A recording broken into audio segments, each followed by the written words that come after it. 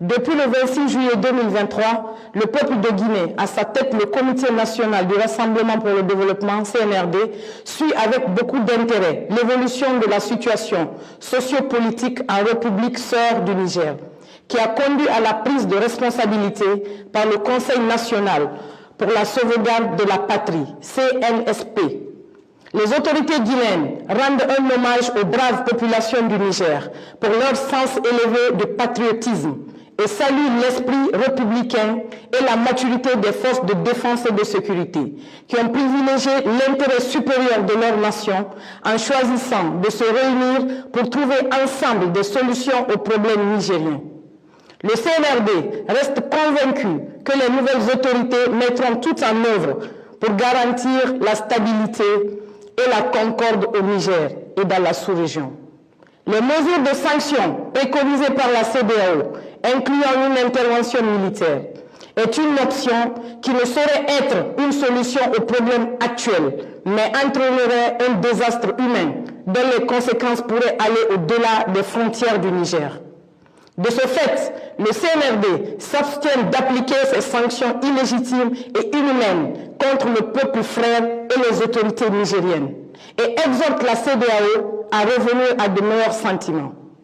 La République de Guinée réaffirme par ce communiqué sa vision panafricaniste en apportant sa solidarité à la population nigérienne et en invitant les nouvelles autorités du CNSP à préserver l'unité et la cohésion nationale. Le CNRD souligne qu'une intervention militaire contre le Niger entraînerait de facto la dislocation de la CEDEAO. De même, les peuples frères du Mali, du Burkina Faso, du Niger et de la Guinée aspirent à plus de reconnaissance et de respect de leur souveraineté.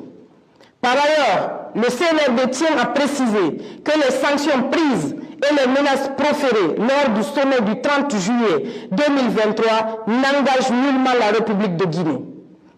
Au moment où les jeunes populations de l'espace CEDEAO vivent un drame humain en Tunisie et dans la Méditerranée, la préoccupation des dirigeants de la sous-région devrait être plutôt orientée vers les enjeux stratégiques, socio-économiques pour l'atteinte de leurs aspirations que de se pencher sur le sort des présidents déchus. Conakry le 31 juillet 2023 pour le Comité national du Rassemblement pour le développement, le général de brigade Ibrahima Sori Bangoura.